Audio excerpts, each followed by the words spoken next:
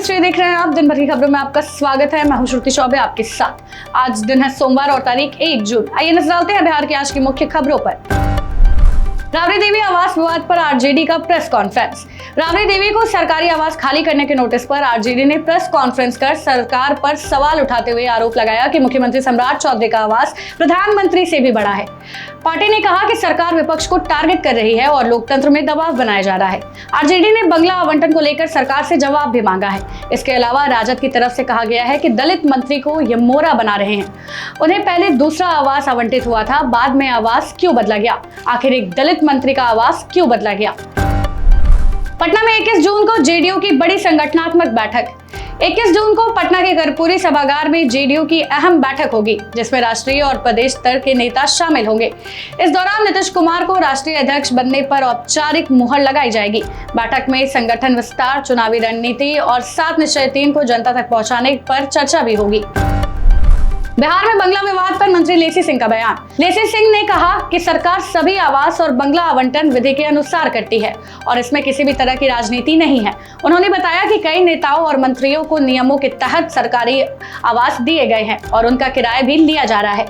उन्होंने विपक्ष के आरोपों को खारिज करते हुए कहा कि सरकार पूरी तरह कानून के अनुसार कार्रवाई कर रही है।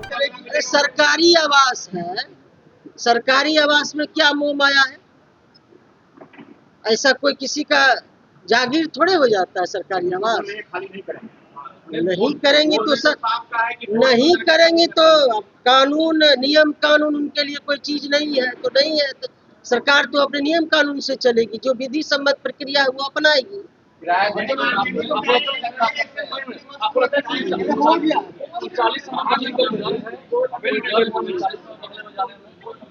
क्या डर तो नहीं होना चाहिए मेरे ख्याल से। वो भी ग्राउंड फ्लोर है, फर्स्ट फ्लोर है, इतना बड़ा बंगला है।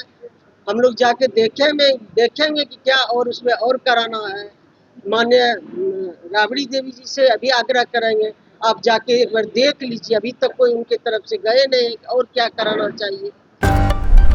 बिहार एमएलसी चुनाव के लिए नामांकन शुरू, सियासी हलचल तेज। बिहार में 10 सीटों पर विधान परिषद चुनाव के लिए आज से नामांकन प्रक्रिया शुरू कर दी गई है। इसी बीच मुख्यमंत्री नीतीश कुमार ने संजय झा और उप मुख्यमंत्री विजय चौधरी से मुलाकात की, जिससे राजनीतिक हलचल बढ़ गई है। ये चुनाव राज्य की सियासत के लिए काफी अहम माना जा रहा है। संजय झा का बयान। नीतीश कुमार के नेतृत्व में बिहार विकास की राह पर। जेडीयू नेता संजय झा ने कहा कि नीतीश कुमार के 20 साल के शासन में बिहार ने काफी तरक्की की है और सरकार का केंद्र के साथ अच्छा तालमेल है। उन्होंने नीट मामले को दुखद बताते हुए कहा कि सरकार ने तुरंत कार्रवाई की है। संजय झा ने दावा किया कि आने वाले 5 सालों में बिहार और तेजी से विकास करेगा।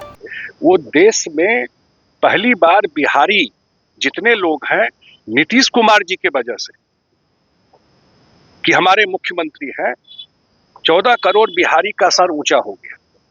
ये नीतीश कुमार जी का देन, अपने कर्म से, अपने काम से। आज देश दुनिया में जहां बिहारी है वो सर ऊंचा करके बात करता है। वो सिर्फ और सिर्फ नीतीश कुमार जी के काम का जो असर है, कोई वोट दे, कोई वोट न दे, कोई पक्ष में हो, कोई विपक्ष में हो, लेकिन उसकी अंतरात्मा कहती है कि नीतीश कुमार ही है जिसके वजह से हम लोग फक्र से सर ऊंचा करके बात कर सकते हैं।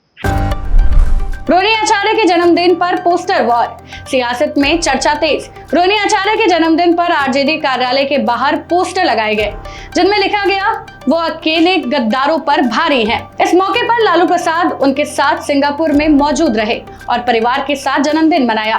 पोस्टर और वीडियो के बाद बिहार की राजनीति में चर्चा तेज हो गई है। गया के शुभम कुमार बने जेईई एडवांस 2026 के ऑल इंडिया टॉपर। गया के शुभम कुमार ने जेईई एडवांस 2026 में 330 अंक हासिल कर पूरे देश में पहला स्थान प्राप्त किया है। इससे पहले उन्होंने जेईई मेन में भी 100 परसेंटाइल स्कोर किया था। उनकी इस सफलता से बिहार का नाम पूरे देश में रोशन हुआ है। पटना में कमर्शियल एलपीजी सिलेंडर महंगा, कारोबारियों की बढ़ी चिंता। पटना में 19 किलो वाला कमर्शियल एलपीजी सिलेंडर 53.50 रुपए महंगा होकर 3,414.50 रुपए हो गया है। इससे होटल, रेस्टोरेंट और कैटरिंग कारोबार की लागत बढ़ गई है। कारोबारियों का कहना है कि खाने पीने वाली चीजें आगे चलकर महंगी हो सकती हैं।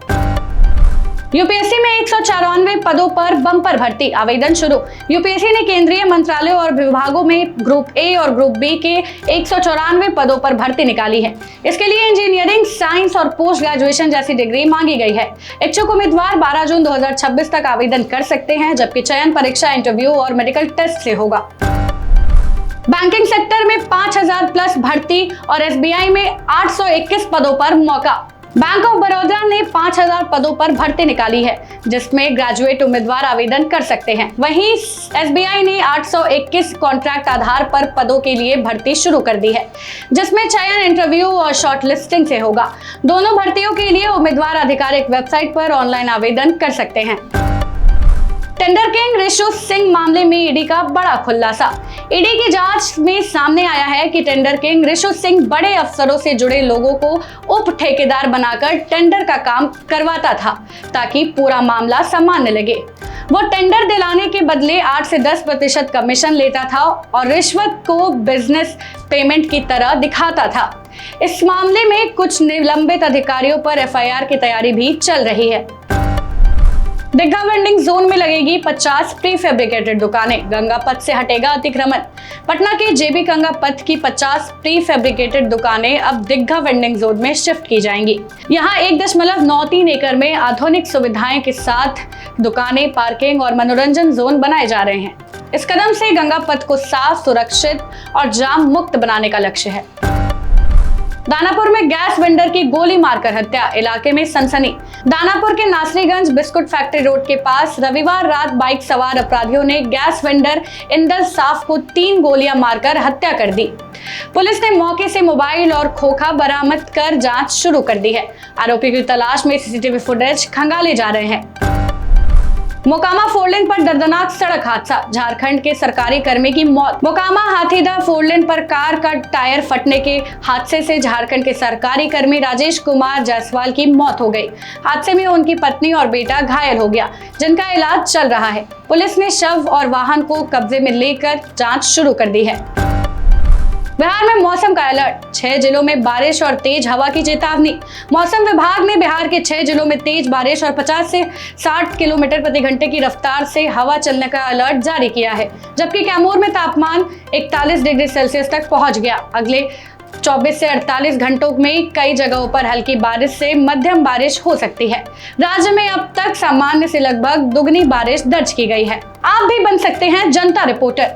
बस आपके क्षेत्र की कोई भी समस्या का एक बढ़िया वीडियो बनाइए और हमारे व्हाट्सएप नंबर 7488662664 पर जानकारी के साथ भेज दीजिए। फिलहाल के लिए बस इतना ही। आगे के अपडेट्स के लिए बने रहे बिहार न्यूज टुडे के साथ। तब तक के लिए जय हिंद, जय बिहार।